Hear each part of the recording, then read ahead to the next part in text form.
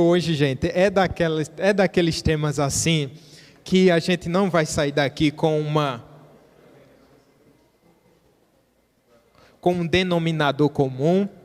Hoje nós vamos ver o início do capítulo 20 de Apocalipse. Eu quero convidar você a abrir sua Bíblia nesse texto 20. Nós vamos ver só os 6 primeiros versículos. Queremos dar as boas-vindas Bem, eu passei 2 domingos sem ver, eu posso me equivocar agora, mas a irmã Clênia, né? Tá. Você esteve aqui nos últimos 2 domingos, não, né? Porque eu não estava, então Deus abençoe, irmã. Graças a Deus, com a família completa hoje é outra coisa, né? Oh, glória a Deus, glória a Deus. Apocalipse 20, gente.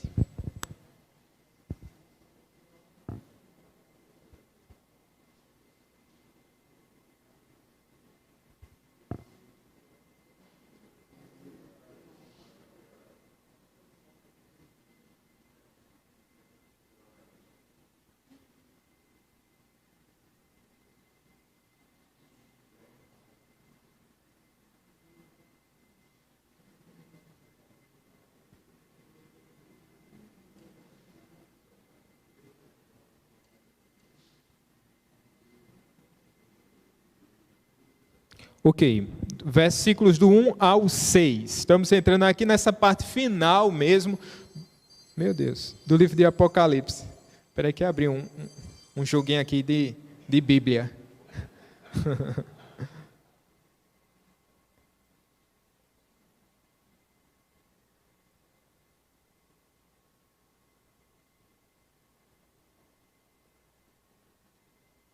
Bem, espero que tenha dado certo aqui. Vamos ler então, Apocalipse 20, versículos do 1 ao 6. Diz assim a palavra do Senhor: Então vi descer do céu um anjo, tinha na mão a chave do abismo e uma grande corrente. Ele segurou o dragão, a antiga serpente que é o diabo, Satanás, e o prendeu por 1000 anos.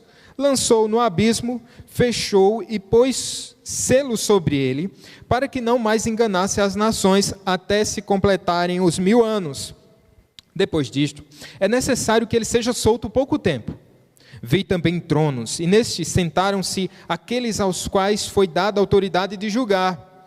Vi ainda as almas dos decapitados por causa do testemunho de Jesus, bem como por causa da palavra de Deus, tantos quantos não adoraram a besta, nem tampouco a sua imagem, e não receberam a marca na fronte e na mão, e viveram e reinaram com Cristo durante 1000 anos. Os restantes dos mortos não reviveram, até que se completassem os 1000 anos. Esta é a primeira ressurreição. Bem-aventurado e santo é aquele que tem parte na primeira ressurreição. Sobre esses, a segunda morte não tem autoridade. Pelo contrário, serão sacerdotes de Deus e de Cristo e reinarão com ele os 1000 anos. Amém. Vamos orar mais uma vez. Santo Deus, precisamos da Tua graça, Senhor Deus. Precisamos do Teu auxílio, como sempre, Pai, porque por nós não somos capazes, ó Senhor Deus, de trazer as verdades, de entender a Tua palavra, e trazer essas verdades à Tua igreja, Pai. Que o Senhor nos ajude, que o Senhor abençoe a Tua igreja e que mais nesse passo, estudando esse livro de Apocalipse, que o Senhor possa nos abençoar segundo a Tua vontade. Em nome de Jesus. Amém. Pois bem, irmãos, essa é daquelas aulas assim que a gente não vai entrar aqui num consenso. Porque é um tema que tem sido discutido desde o 2º século da era cristã. Então a gente não vai resolver isso em 60 minutos. Não vamos, com certeza. Esse texto ele é interessante, ele é singular. Por quê? Porque somente nesse texto, em toda a Bíblia, vai aparecer uma expressão que, pronto, vai dividir todo mundo. Vai, assim, ter um racha não no sentido político, mas no sentido teológico. Essa expressão aqui, 1000 anos. É literal? Não é? A partir desse texto, pelas diferentes interpretações, pelas linhas de interpretação desse texto, surgem algumas escolas de interpretação escatológicas, ou seja, do ensino das últimas coisas. E diz respeito a esses 1000 anos de reinado do Senhor Jesus Cristo. Então, eis aí um ponto em que vão se dividir e vamos ter várias interpretações. Parece simples, parecem 4 escolas, mas dessas 4 escolas, pelo menos 2 delas ainda vão ter outras subdivisões. E o nosso tema aqui, o nosso propósito não é esgotar esse tema. Eu sou muito dessa linha aqui. No que é principal, a gente deve ter unidade.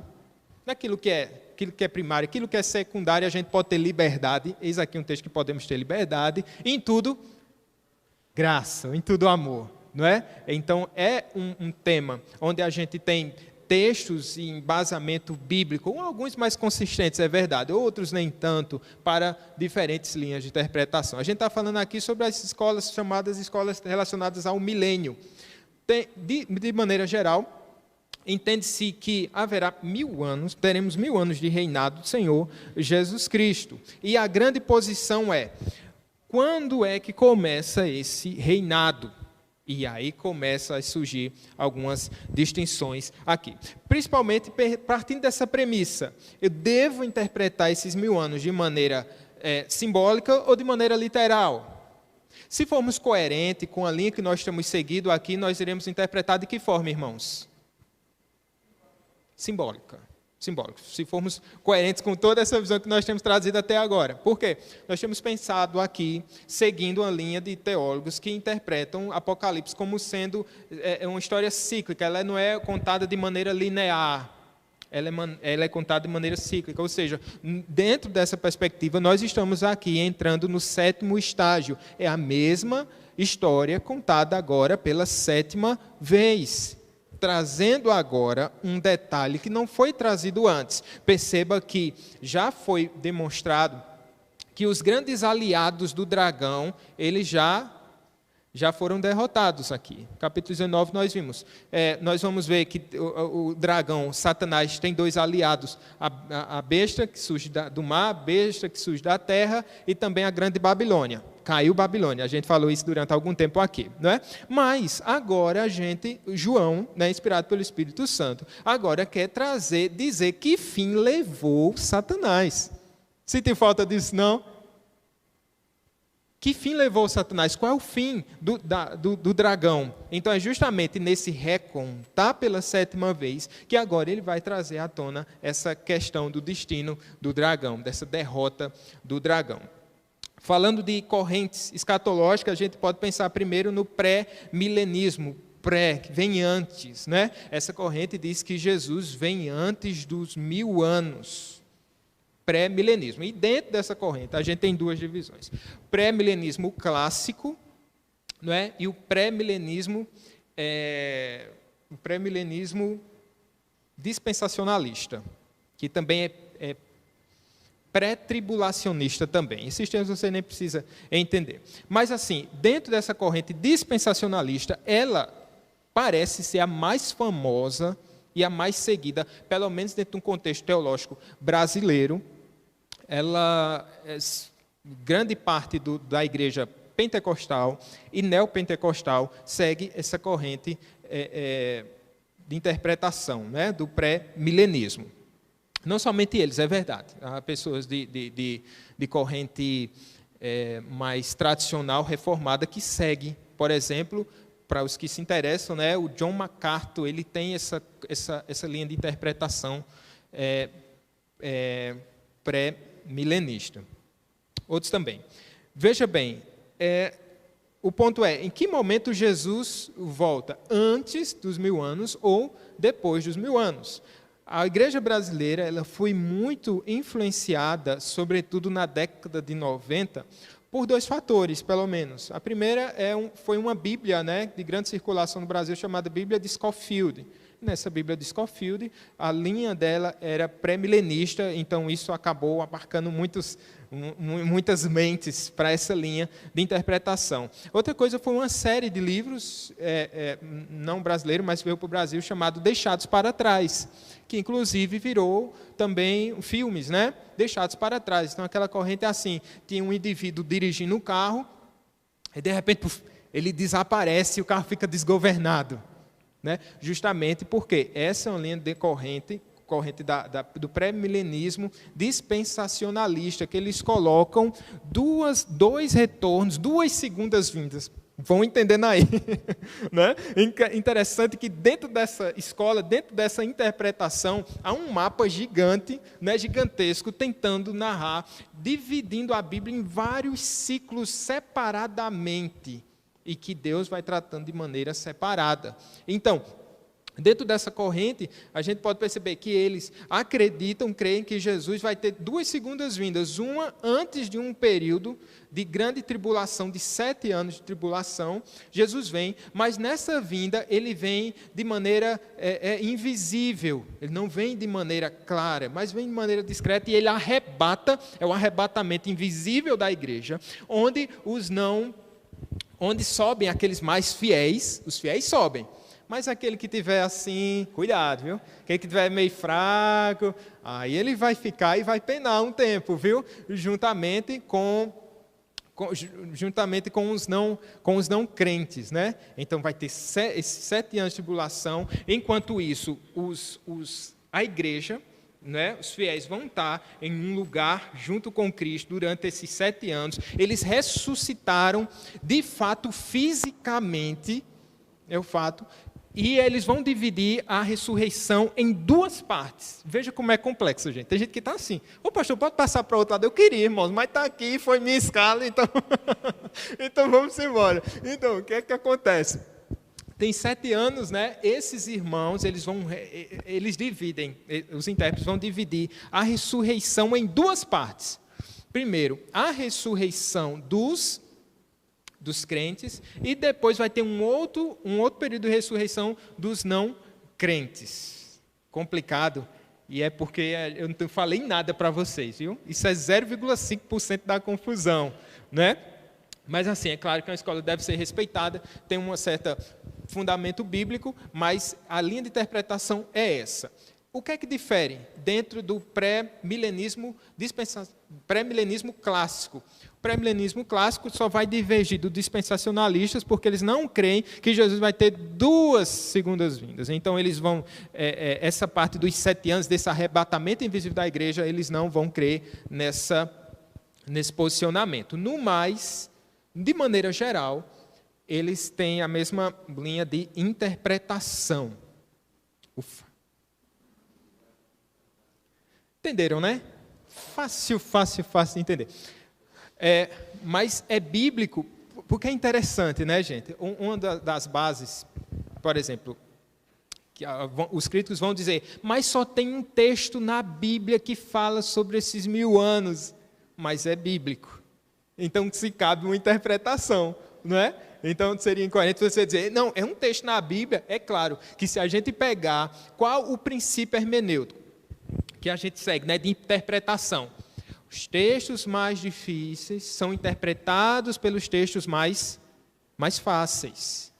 Um texto, né, como esse, que é mais obscuro, a gente pega dentro da linha teológica maior, dentro desse escopo teológico maior, e aí a gente pode seguir e traçar uma linha de interpretação. É nesse ponto que eu acho, na minha humilde e singela opinião, que a gente tem um respaldo maior para uma outra corrente chamada amilenista.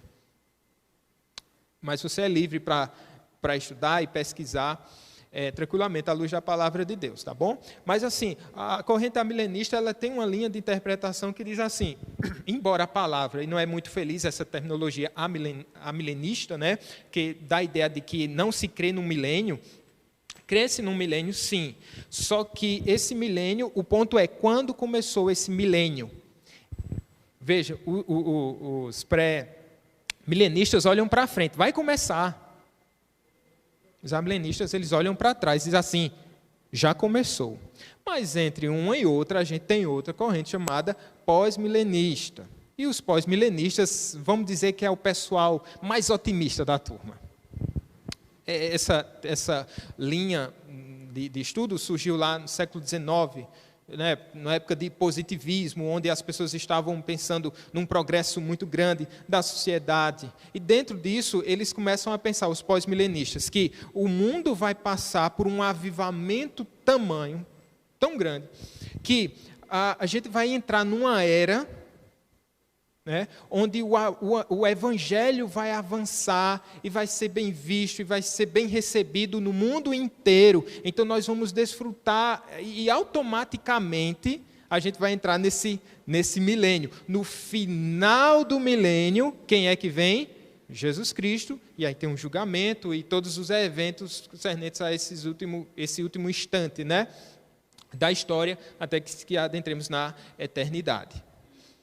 Ela é mais simples, não tem tantos seguidores, mas ainda tem os seus adeptos. A gente, e aí eu vou pegar as palavras de Leandro Lima, né, eu vi um vídeo dele dizendo, olha, nós não somos tão otimistas porque depois de termos passado por 2 grandes guerras, por tantos outros conflitos, e por percebermos que os avanços tecnológicos, científicos, da educação e de tantas outras áreas não trouxe, de fato, um tempo assim de crescimento espiritual para o mundo, ou de grande temor, então a gente já tem um pé atrás quanto a esse posicionamento.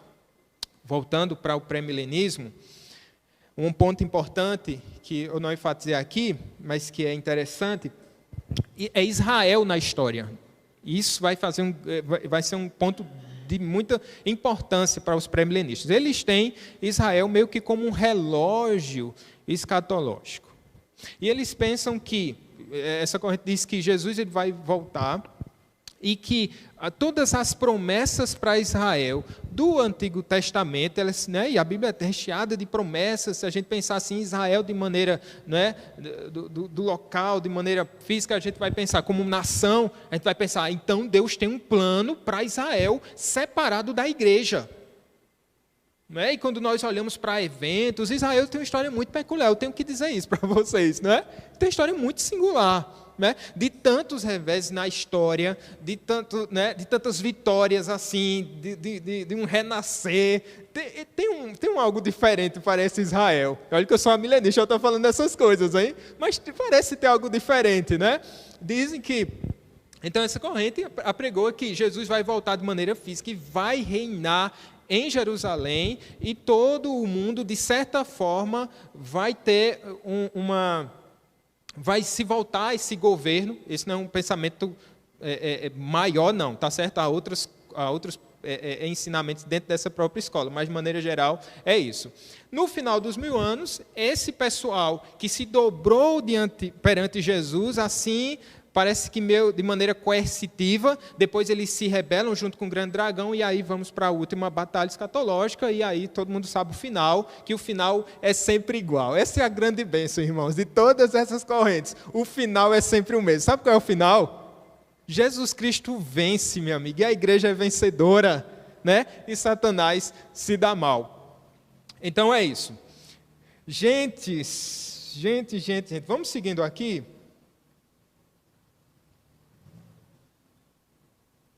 A pergunta que nós podemos fazer, não é?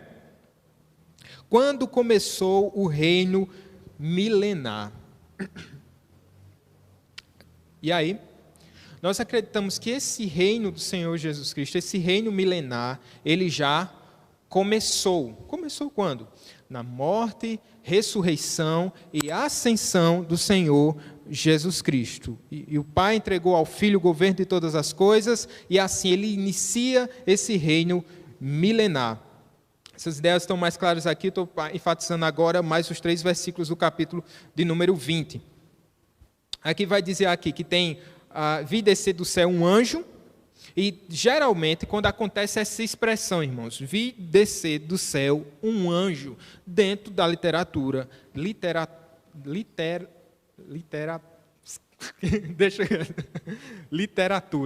Eu estou falando certo? Está vendo? É falar sobre a milenismo que até eu não quero falar. Mas vamos lá. Onde é que eu estava, então?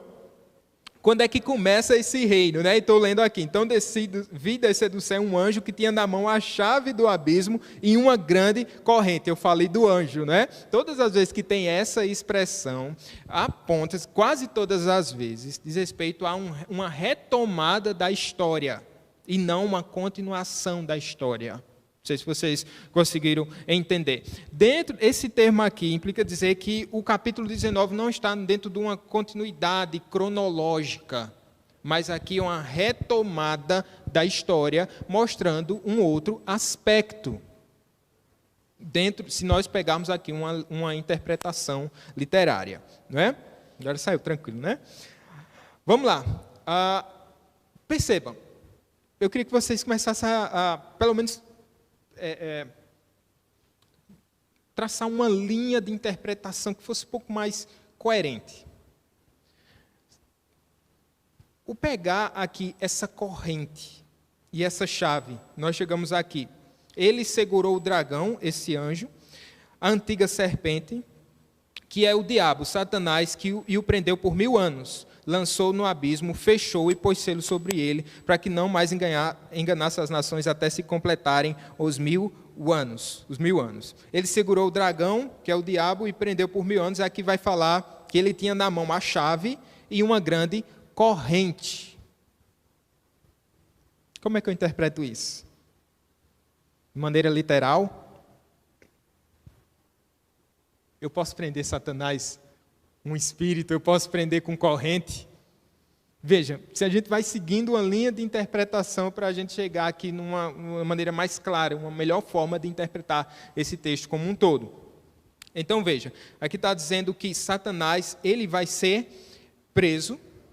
Então a corrente pré-milenista diz, e pós-milenista diz, ele será preso um período de 1000 anos, quando começarem os 1000 anos, mas agora nós temos um problema, porque se eu estou dizendo aqui, provavelmente esse milênio já começou com a vinda, com a ascensão, com a morte, a ressurreição e a ascensão do Senhor Jesus Cristo. E esse diabo aqui, eu posso dizer que ele está acorrentado?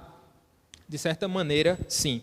Porque se está aprisionado aqui, não implica dizer que ele deixou de ter o seu raio de influência, de sua ação no mundo, mas diz somente que a sua ação foi limitada por Deus.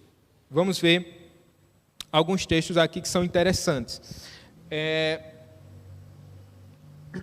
Por exemplo, Lucas 10, 17 e 18.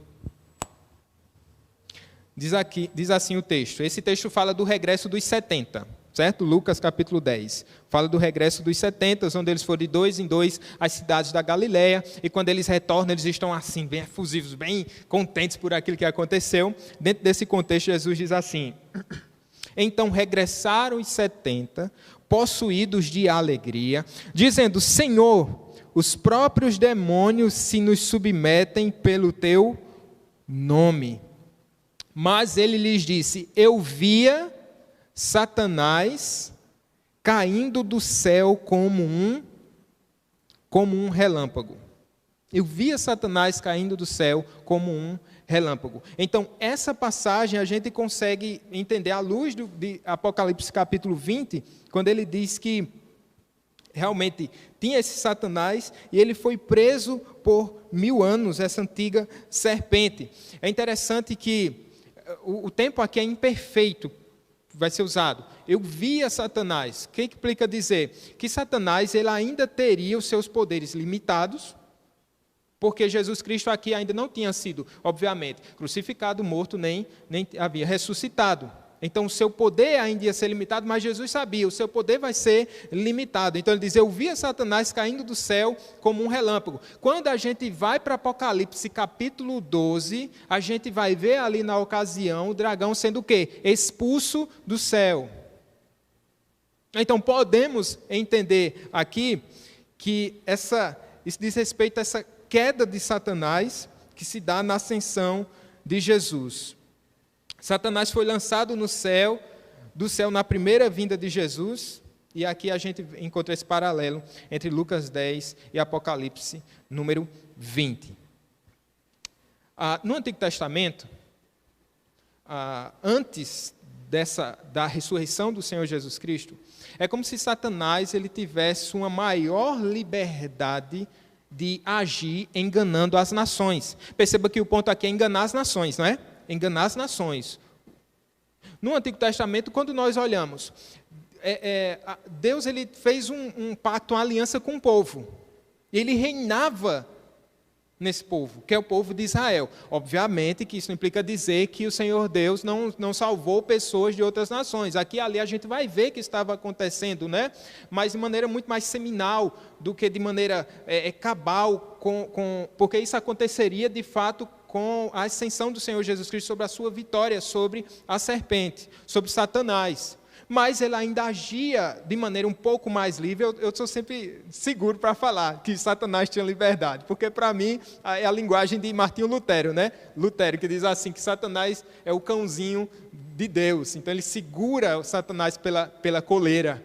Mas de certa maneira, Deus fez um pacto com o povo de Israel, ele chamou esse povo, fez essa aliança, o Senhor reinava em Israel, e a partir de Israel, o nome do Senhor era proclamado para outras nações. Era sempre esse movimento, né? De Israel para outras nações. Quando nós chegamos aqui a essa ação consumada do Senhor Jesus Cristo, a sua vitória, o que é que acontece? Todas as nações, nós lemos um salmo, hoje o salmo que nós lemos falava sobre isso, sobre o Senhor Deus criando um povo entre as nações. Então, com a ascensão do Senhor Jesus Cristo, esse poder de Satanás é limitado e agora o Evangelho pode ser expandido e o Evangelho pode se tornar vitorioso em todos os lugares, chamando os eleitos. Então é nesse sentido que Satanás está amarrado. Os crentes, alguns têm esse hábito de dizer, está amarrado. Na verdade, Satanás já foi amarrado mesmo. Olha o que diz lá em Mateus, por exemplo, no capítulo de número 12.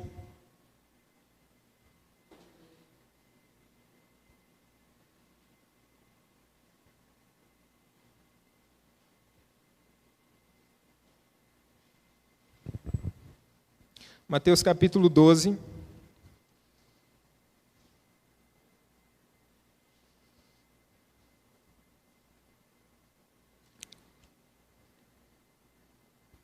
Versículo 28.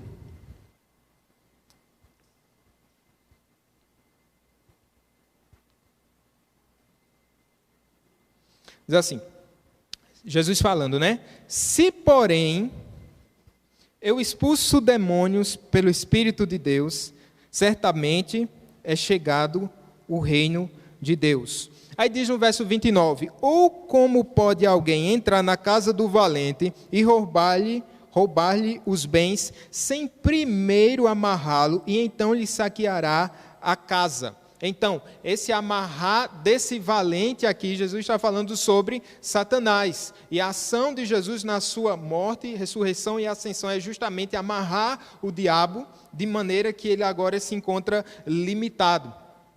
E a gente começa a pensar, mas pastor, será? Dentro de todo desse estrago ainda que nós vemos no mundo, né?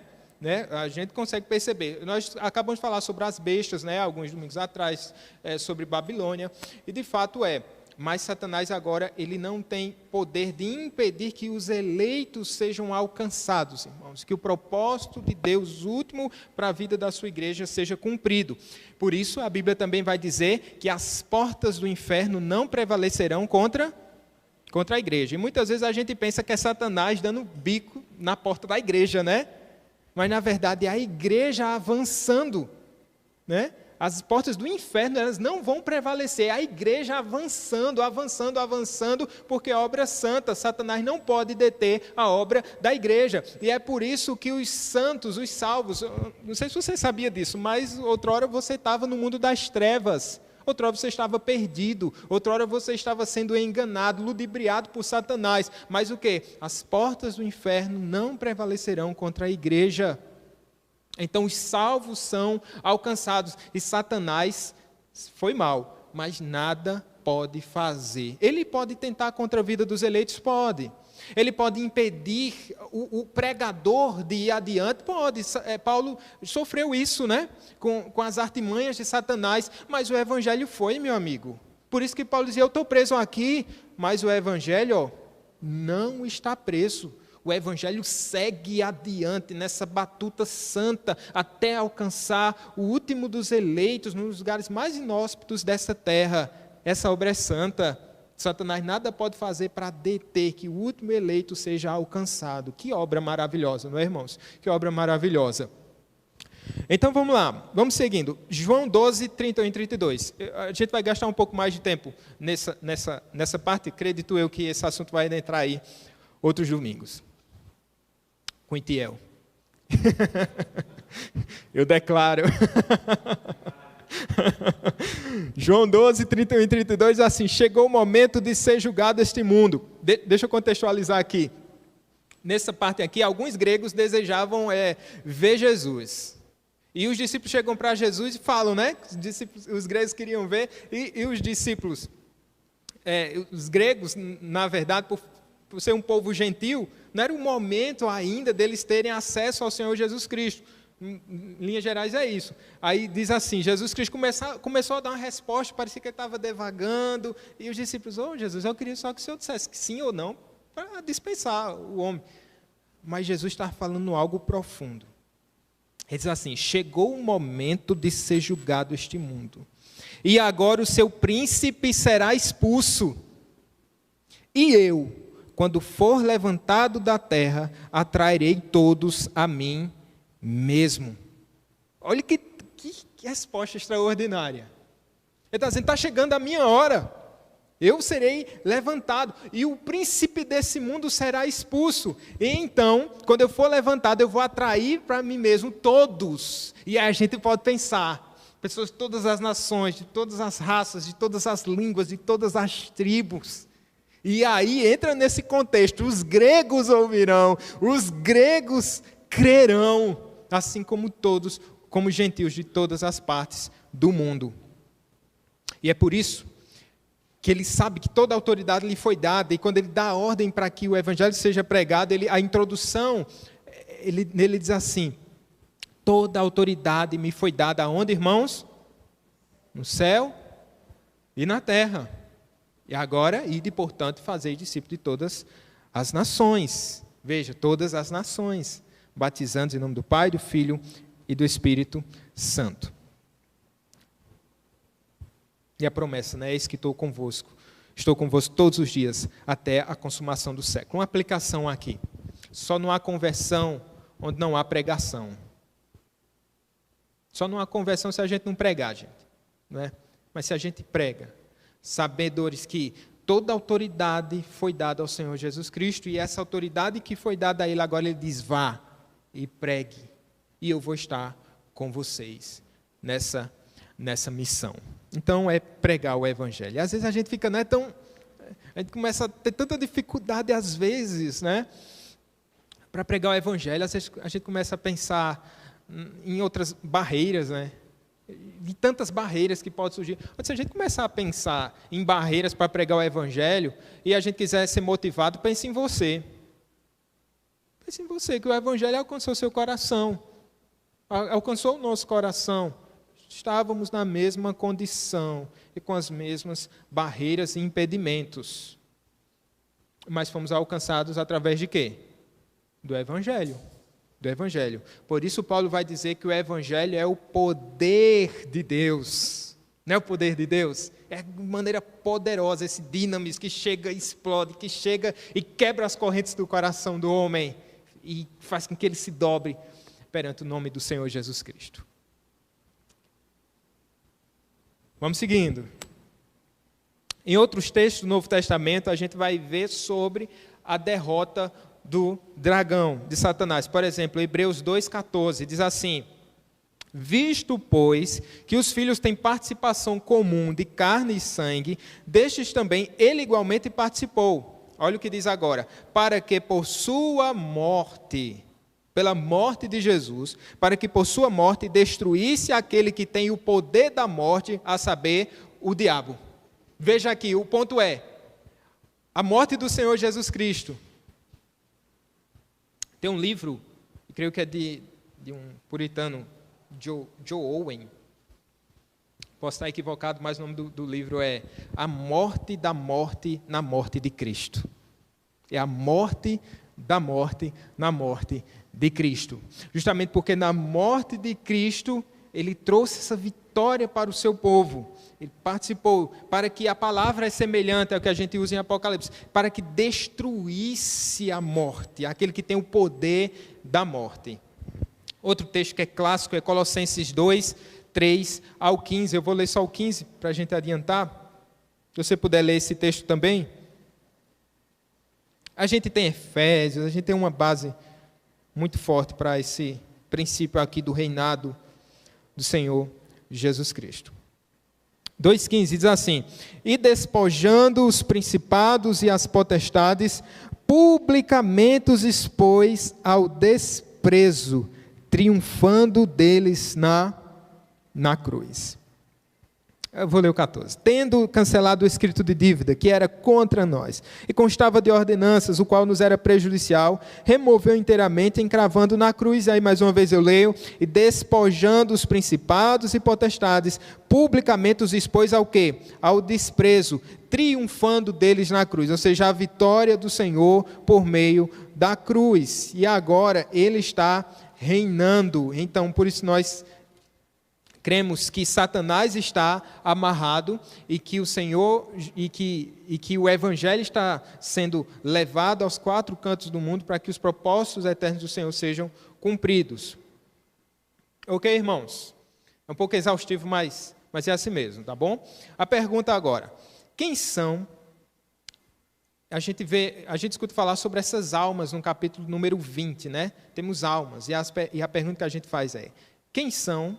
É quase um Globo Repórter agora, né? Quem são e onde estão essas almas que reinam durante o período milenar? Essa resposta é importante.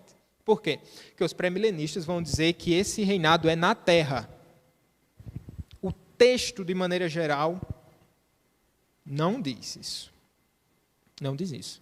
Mas fala de decapitados, falam dos que morreram.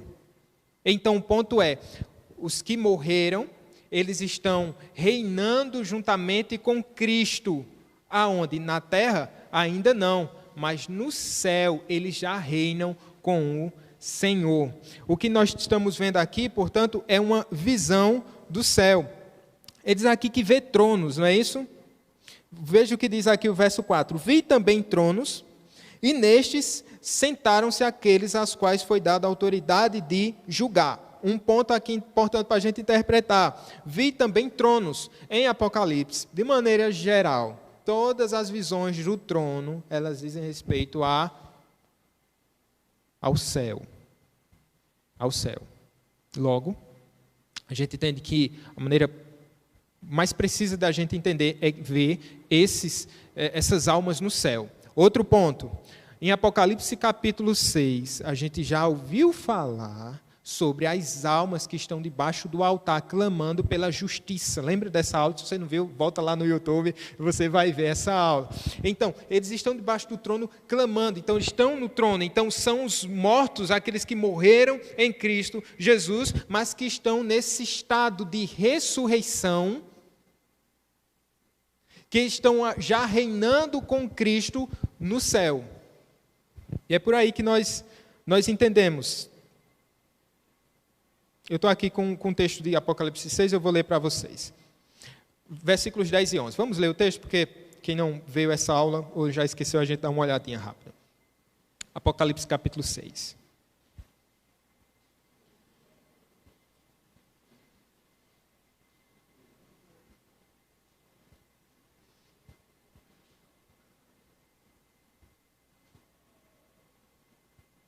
Quando ele abriu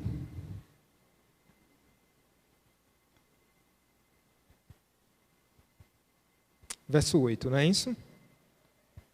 6:8. Quando ele abriu o quinto selo, vi debaixo do altar as almas daqueles que tinham sido mortos por causa da palavra de Deus e por causa do testemunho que sustentavam. Clamaram em grande voz, dizendo: até quando, ó soberano Senhor, santo e verdadeiro, não julgas nem vingas o nosso sangue dos que habitam sobre a terra? Então a cada um deles foi dada uma vestidura branca, e lhes disseram que repousasse ainda por pouco tempo, até que também se completasse o número dos seus conservos e seus irmãos, que iam ser mortos, como igualmente eles foram. Então essa é a descrição das almas, irmãos, que estão reinando com Cristo no céu. Se eu disser aqui que esse reinado é na terra, levante-se aqui outra questão. Está dizendo aqui o texto, e aí eu volto para Apocalipse 20, que o estado desses irmãos? Qual é o estado deles? As almas dos decapitados por causa do testemunho de Jesus, bem por causa da palavra de Deus. A pergunta que se faz é: todos os crentes morreram dessa forma? Decapitados? Cadê o resto, então? Percebe? Nos parece muito mais claro que esse texto está tratando sobre os crentes que estão na glória eterna. Então, essa é a descrição do estado das almas que estão reinando com Cristo no céu. Entra outra questão aqui no verso 5. Os restantes dos mortos não reviveram. Que restantes são esses? Os ímpios. Os ímpios. Eles não reviveram até que se completasse os 1000 anos. Esse texto é difícil, irmãos. Por quê? Porque ele vai falar de uma primeira ressurreição. Aí o que é que a corrente pré-milenista vai dizer? Ele vai pegar o termo e vai dizer, ele está falando da primeira ressurreição, mas há ainda a segunda ressurreição. Então, logo, entende-se que vai haver aqui 2 ressurreições. Aí é um ponto que a gente precisa um pouco mais de exercício de exegese, podemos dizer assim. Os restantes dos mortos não reviveram. No termo original, na tradução em português, coloca-se reviveram. O termo original não necessariamente está dizendo isso, mas sim viveram. E esse termo viveram, ele pode ser atribuído tanto à questão física quanto espiritual. Está aí um grande problema para a gente. Dos 2 aspectos, esse texto pode ser interpretado, até que se completasse os 1000 anos. Aqui vai falar então de uma primeira ressurreição. Eu quero que você leia o verso 6. Bem-aventurado e santo é aquele que tem parte na primeira ressurreição. Sobre esses, a segunda morte não tem autoridade. Uma questão curiosa aqui é que ele vai falar, sabe o quê? Primeira ressurreição e segunda morte. Primeira ressurreição e segunda morte. Podemos entender essa primeira ressurreição, porque a palavra ressuscitar é se levantar, se erguer, subir. Então, esses crentes que morreram com Cristo, eles foram ressuscitados, já foram ressuscitados espiritualmente. Eles estão no estado de vida espiritual. E aí a gente podia entrar até em outros textos, como por exemplo Lucas, capítulo 16, que vai falar de Lázaro e o rico. Não é? Então vai falar de um estado do Lázaro lá, de morte, de vida espiritual. Ele já desfruta de um estado de vida espiritual. Veja, mas, no entanto, se eu seguir esse ponto, eu posso dizer que não há essa ressurreição espiritual para os incrédulos. Por quê? Porque os incrédulos estão mortos em seus delitos e pecados. Não pode haver, então, essa primeira ressurreição. Tanto é que, quando vai se falar dos não crentes, vai se dizer de maneira clara: os restantes dos mortos não reviveram. Eles não reviveram. No entanto, aqueles que dormiram em Cristo, sim, eles já desfrutam desse primeiro estado de ressurreição. Eu vou dizer, é um texto complexo? Porque aqui eu tenho que dizer que esse tipo de interpretação é fruto de uma interpretação, eu vou usar o termo bíblico-teológico. Porque, de maneira clara, eu não vou pegar outro texto do Novo Testamento e vou encaixar aqui e vai poder sair numa boa. Não. Mas dentro dessa linha de interpretação, assim nós podemos seguir. Então, agora, vai falar de uma segunda morte. Primeira ressurreição é a ressurreição dos crentes. Essa segunda morte é uma morte que os crentes não passam por ela. Por quê?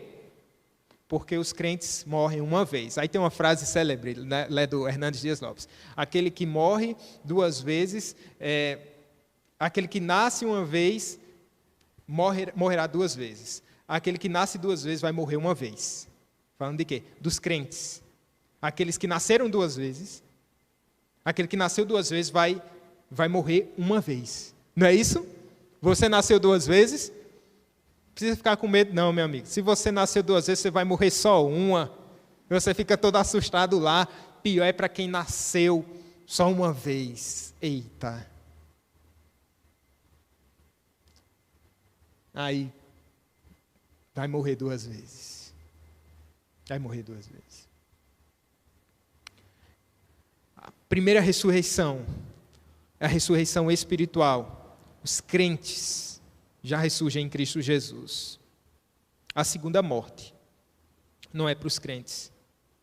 Por isso o texto vai falar: bem-aventurado e santo é aquele que tem parte na primeira ressurreição. Ora, porque aqueles que ressuscitaram espiritualmente, esses vão ressuscitar fisicamente, no final de todas as coisas. Sobre esses, a segunda morte não tem autoridade. Voltamos para o texto de Hebreus, lá no capítulo 2, que o quê? Que Jesus, ele matou a morte.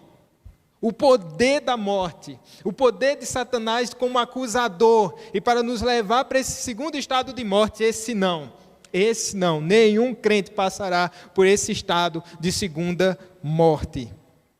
Então podemos pensar que essa primeira ressurreição é essa ressurreição espiritual. A segunda ressurreição, biblicamente falando, é a ressurreição física, e isso aí acontece, aí eu vou usar a linguagem milenar, no final do milênio, onde tem a grande batalha, Jesus Cristo vence, a igreja do Senhor vence. E aí segue-se o juízo, e os santos para as bodas do Cordeiro. Inclusive, tem festa aí, daqui para o final do Apocalipse, né? A gente vai falar mais sobre as bodas do Cordeiro. Os incrédulos não ressuscitam espiritualmente. A Bíblia afirma a respeito de uma única ressurreição física. Quero que você abra agora em Daniel capítulo 12, versículo 2.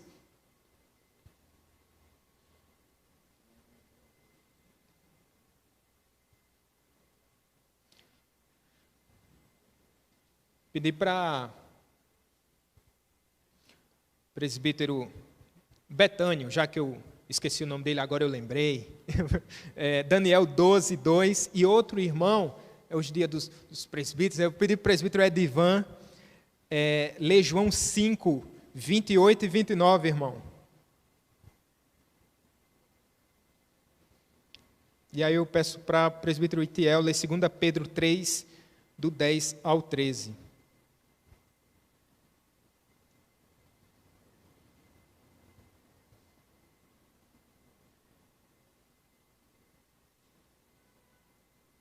Podemos? Daniel 12, versículo 2.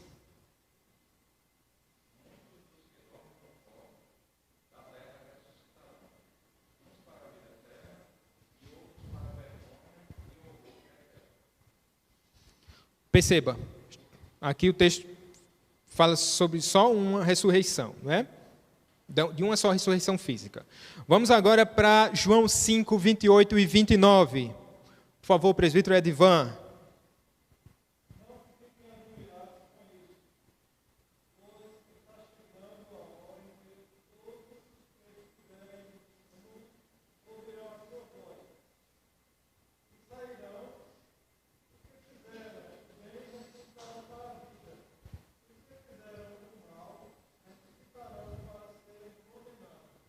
Exatamente, mais um texto que fala sobre essa realidade, a ressurreição da vida e os que tiverem praticado o mal para a ressurreição do juízo. Ressurreição da vida, a ressurreição do juízo.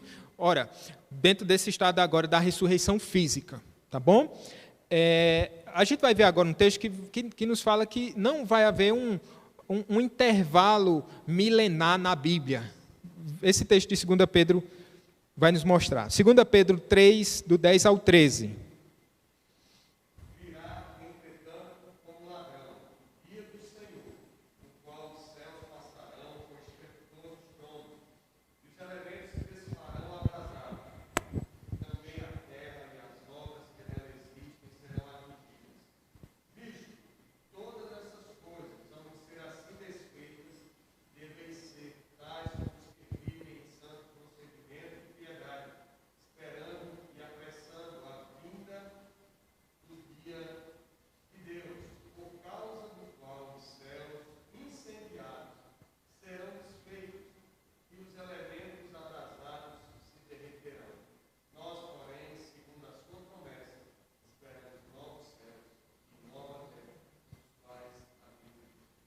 Amém, amém. Então perceba que, de maneira imediata, a vinda do Senhor Jesus Cristo, ele vai falar da vinda do dia de Deus, os céus sendo incendiados, sendo desfeitos, os elementos sendo abrasados vão se derreter. Então ele não fala desse intervalo milenar aqui de 1000 anos, seja do reinado de Cristo na terra ou em Jerusalém, seja onde for, não fica... A gente não consegue essa base, saindo ali de Apocalipse capítulo 20, a gente não consegue, de maneira mais clara, os textos apontam para uma vinda, e depois da vinda do Senhor Jesus Cristo, a gente entra nesses eventos últimos, não é? do julgamento, do galardão dos santos e outros eventos concernentes a essa perspectiva mais escatológica. Tá bom? Eu vou entrando aqui já na parte final, é muito conteúdo, então é melhor a gente... não ser tão exaustivo, mas deixe-me falar só sobre mais um ponto, sobre essas promessas concernentes a Israel. A pergunta que muitos fazem é como é que essas promessas vão ser cumpridas em Israel se nós tirarmos esse reino milenar? Como tirar o protagonismo de Israel se a Bíblia nos aponta, e eu estou falando segundo os intérpretes, né, dessa corrente, os adeptos dessa corrente. O que é que se faz com Israel? É verdade, irmãos, que Deus escolheu um povo. Deus chamou Israel à existência. Deus lavou, remiu Israel. Mas o ponto é, esse Israel é étnico ou Israel espiritual? Ele vai nos mostrar que é Israel espiritual. Quando Paulo escreve aos Gálatas, isso vai ficar claro. Quando Paulo escreve aos Romanos, ele também vai tocar sobre essa questão. Mas veja outra coisa. Deus fez uma promessa ao povo, vamos pensar em Israel agora, mas essa promessa era uma promessa condicional. Era uma promessa condicional. 1 Reis, capítulo 2, versos 1 ao 4, vou ler para vocês. Nós estamos nos últimos instantes, viu? Só um pouco mais de paciência. 2 Reis, capítulo 2, versos do 1 ao 4, diz assim, acho que eu errei, 1 Reis, sim.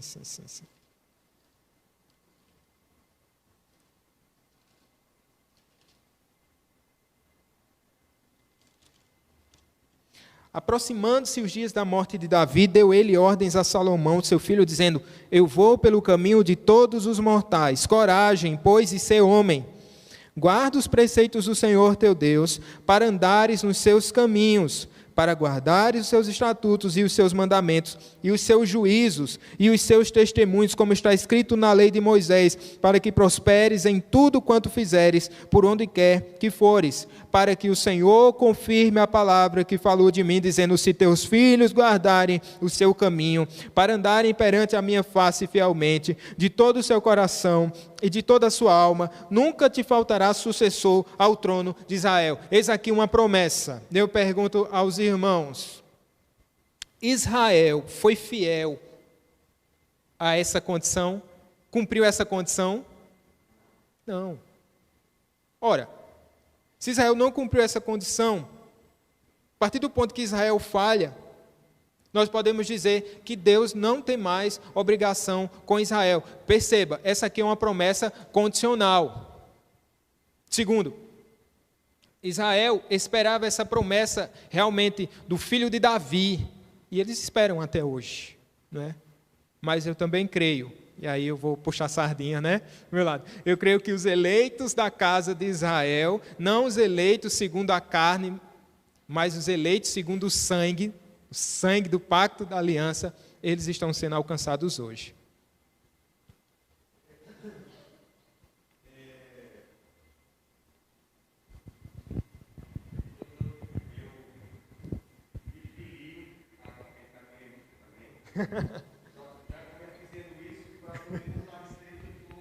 Certo.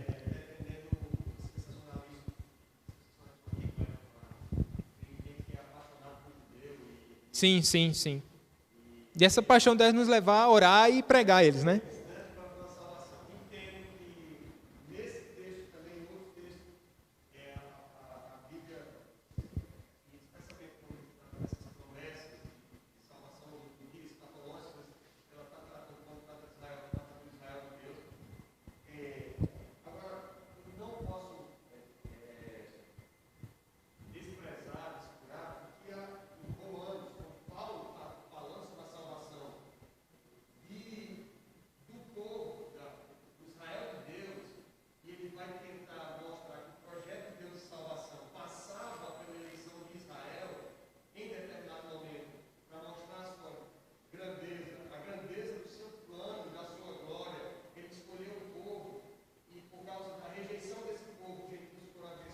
Exato.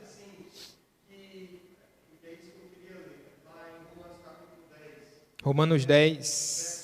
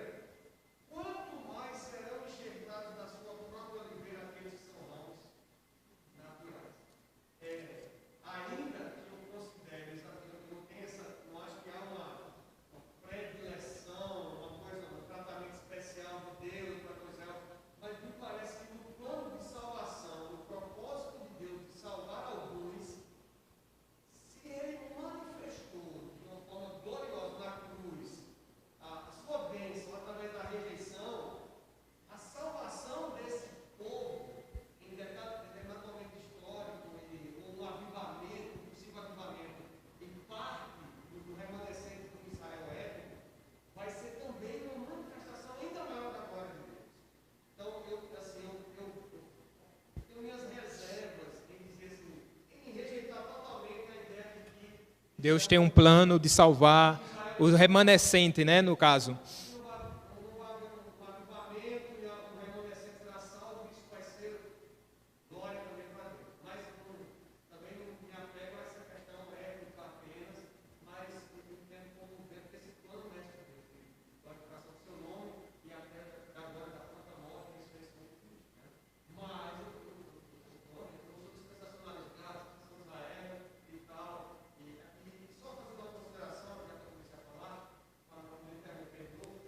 Fica à vontade.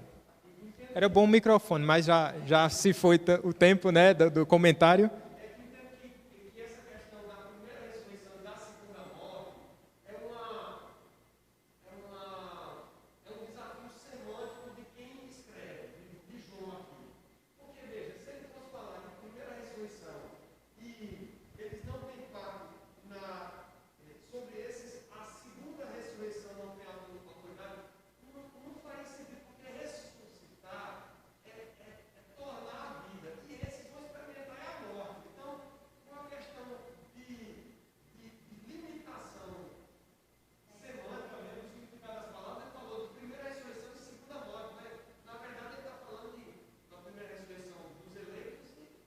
Da morte dos ímpios. Verdade, verdade. É um ponto. É bíblico. Resta saber somente essa questão, se esse plano ele vai ser cumprido realmente dessa maneira que os dispensacionalistas apregam, que é nessa última fase da história, onde vai haver esse tempo de grande avivamento, né, voltado para os judeus, ou se esse avivamento já pode estar acontecendo, ou se, como o presbítero Itiel falou, e é interessante, havendo assim um grande avivamento, isso traria glória para Deus e ainda uma maior difusão, e aí eu já vou acrescentar palavras, né, para a glória de Deus, e assim, a salvação, e aí os pré-milenistas vão dizer que vai haver esse avivamento entre os israelitas, e os judeus, eles irão. Se eu falar etnicamente... Opa!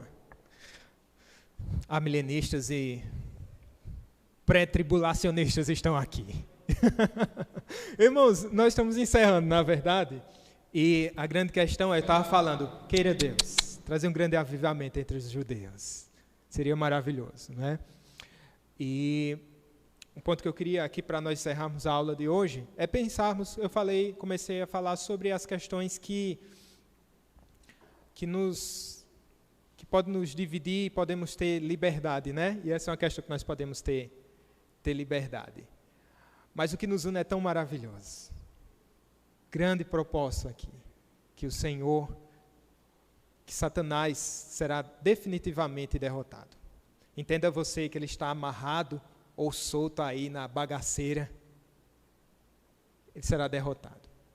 Sua derrota já começou porque Cristo já esmagou a cabeça da serpente. Isso é glorioso para nós. Então, irmãos, a nossa palavra agora, antes de encerrarmos, é justamente essa. Pensarmos nessa liberdade que nós temos, à luz de textos bíblicos que foram trabalhados aqui, que puderam trazer um maior enriquecimento do conteúdo, mas nunca deixemos de, a gente não pode perder de mente esse ponto, né? Do reinado maravilhoso do Senhor Jesus Cristo, e que aqueles que ressuscitaram a primeira vez, eles não passarão pela segunda morte. Aos que hoje estão condenados, irão certamente passar pela segunda morte. A igreja ainda tem a palavra do Evangelho. Satanás não pode deter o avanço do Evangelho. Se levante, volte para a sua casa, pregue aos seus, pregue insistentemente, como se a salvação deles dependesse de você. Eu sempre lembro de Charles Spurgeon, que diz assim: você pode até querer ir para o inferno, mas para você ir para o inferno, você vai ter que passar por cima do meu cadáver, porque eu vou insistir com você, eu vou pregar para você, e eu vou repetir para você, tantas vezes forem necessárias, o Evangelho do Senhor Jesus Cristo, e eu vou falar para você: arrependa-se e creia, arrependa-se e creia, arrependa-se e creia. Amém, meus irmãos? Vamos ficar de pé e vamos orar. Bendito Deus, nós adoramos o nome do Senhor nessa manhã. Em meio a um assunto difícil, o Senhor nos dá graça. Nos dá graça, sabemos que o Senhor é um Deus maravilhoso e que conduz a história para um final glorioso. Bendito seja o nome do Senhor. Os nossos irmãos que foram decapitados, os nossos irmãos que derramaram o seu sangue por causa do nome de Cristo, eles estão num gozo eterno, descansam e reinam juntamente com Cristo, e a segunda morte não tem mais poder sobre ele. Aliás, Senhor, a segunda morte não tem mais poder sobre nós. Bendito seja o nome do Senhor. Amém. Recebamos a bênção, meus irmãos, que a maravilhosa graça do nosso Senhor e Salvador Jesus Cristo, que o amor de Deus, nosso eterno, bondoso e poderoso Pai, e que as doces consolações do Espírito Santo seja com cada um de vós, irmãos, e com a Igreja de Cristo espalhada por toda a terra, desde agora e para sempre. Amém. Graças a Deus. Pastor Flávio, tem algum aviso? Não? Irmãos, Deus abençoe, bom almoço e até mais tarde, né? Até às 18 horas estaremos de volta aqui adorando o nome do Senhor.